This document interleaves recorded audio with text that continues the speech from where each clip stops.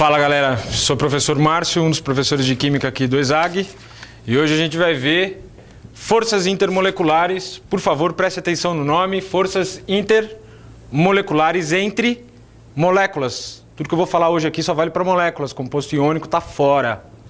São três tipos de forças intermoleculares: ligação de hidrogênio, dipolo permanente, dipolo induzido. Essa aqui, ó, dipolo permanente, talvez no colégio você tenha visto com outro nome. Forças do tipo dipolo-dipolo. Pode ser dipolo permanente ou dipolo-dipolo. Essa última aqui, dipolo induzido, essa tem um montão de outros nomes. Outro que aparece bastante é esse aqui, ó. Forças de dispersão de London ou então forças de repulsão de London. O que são essas forças? Forças entre moléculas, é o que atrai uma molécula a outra. Forças de atração também, de repulsão, mas forças de atração entre moléculas. Então, quando acontece cada uma dessas forças? Ligação de hidrogênio. Vai acontecer nas moléculas que tenham os três elementos mais eletronegativos: flúor, ou oxigênio, ou nitrogênio. Mas esses três átomos têm que estar diretamente ligados ao hidrogênio, ligação de hidrogênio. Por exemplo, água, H2O, o oxigênio está diretamente ligado ao hidrogênio. Amônia, o hidrogênio está diretamente ligado ao nitrogênio. E aí tem uma galera que confunde, acha que só pode ter ou flúor, ou oxigênio, ou nitrogênio ligado ao hidrogênio. Não é verdade. Aqui, ó.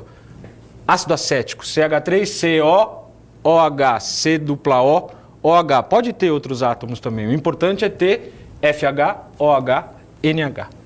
As duas que você tem que lembrar, na verdade, são ligação de hidrogênio e dipolo induzido. Já vou te explicar por quê. Dipolo induzido, onde acontece? Acontece nas moléculas apolares. Por exemplo, hidrogênio, CH4, todo hidrocarboneto é apolar. Por que você tem que lembrar dessas duas aqui? São três. Se você souber a primeira e a terceira, que sobrar, obviamente, tem que ser dipolo permanente. Isso aqui é um pouquinho mais chato de se tocar, porque dipolo permanente acontece nas moléculas polares. O problema é que todas as moléculas que têm ligação de hidrogênio também são polares. Então, quando que vai ser dipolo permanente? Quando a molécula for polar, mas não tiver ligação de hidrogênio como força intermolecular. Por exemplo, aqui, ó, HCl é uma molécula polar, mas não tem ligação de hidrogênio. Por quê? Tem hidrogênio junto com o cloro.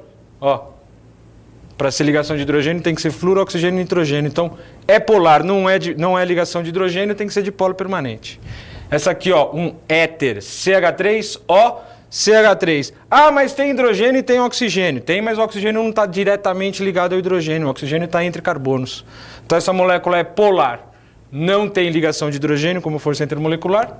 É dipolo permanente. Então três forças: ligação de hidrogênio, dipolo permanente e dipolo induzido. Onde acontece ligação de hidrogênio? Nas moléculas que têm flúor, oxigênio e nitrogênio diretamente ligados ao hidrogênio. Dipolo permanente nas moléculas polares, que não têm ligação de hidrogênio como força intermolecular. E dipolo induzido acontece nas moléculas apolares. Nessa lousa aqui, cara, tem que saber só tudo. Não precisa lembrar dos exemplos, mas tem que lembrar os nomes, tem que lembrar onde acontece cada uma delas e, importantíssimo, lembrar disso daqui, ó. Ligação de hidrogênio é uma força intermolecular mais forte, mais intensa do que dipolo permanente, que por sua vez é uma força intermolecular mais forte, mais intensa do que dipolo induzido. Ou seja, mais forte, mais intenso, ligação de hidrogênio. Mais fraquinho, menos intenso, dipolo induzido. E o dipolo permanente está ali entre os dois, a meia boca. Onde que isso aí vai influenciar? Isso vai influenciar nas temperaturas de fusão e ebulição das substâncias, que a gente vai ver daqui a pouquinho. Tá certo. Continuando então, estávamos falando das forças intermoleculares, que elas influenciam as temperaturas de fusão e ebulição das substâncias. Onde as moléculas estão mais próximas umas das outras? Em que estado físico as moléculas estão mais próximas umas das outras? No estado sólido. No estado líquido, as moléculas estão um pouquinho mais distantes umas das outras, no estado gasoso, muito distantes umas das outras. Então, aquelas três forças que a gente acabou de ver, ligação de hidrogênio, dipolo permanente e dipolo induzido, elas estão atuando com maior intensidade no estado sólido, forças intermoleculares, o que atrai uma molécula a outra. No estado sólido, uma molécula está muito próxima a uma outra. Significa que aquelas forças estão atuando com muita intensidade. No estado líquido, as forças ainda estão atuando, mas agora com menor intensidade. E no estado gasoso, uma molécula está tão longe uma da outra, está tão distante uma da outra, que a gente fala que uma não atrai a outra. Não existem forças intermoleculares no estado gasoso, só no estado sólido e no estado líquido. Então vamos fazer um paralelo agora com o seu professor de física. O que o professor de física fala? Que durante o aquecimento de uma substância pura, na mudança de estado não ocorre variação de temperatura, a temperatura fica constante. Então, pensa um pouquinho lá, você vai pegar um bloquinho de gelo a menos 20 graus Celsius e vai começar a aquecer ele. O que é temperatura? É o grau de agitação médio das moléculas. Então, quanto maior a temperatura, significa que as moléculas estão se agitando mais. Então, um bloquinho lá, menos 20 graus Celsius, está no estado sólido, as moléculas estão se agitando um pouquinho. Você vai aquecendo, a temperatura vai subindo, significando que as moléculas estão se agitando cada vez mais.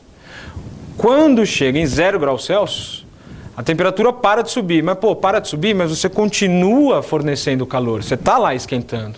Mas a temperatura fica constante, significa que aquele calor, aquela energia térmica que você está fornecendo, não está se transformando em energia cinética, as moléculas não estão mais se agitando, não estão aumentando o grau de agitação delas. Mas você está fornecendo energia, essa energia está indo para onde?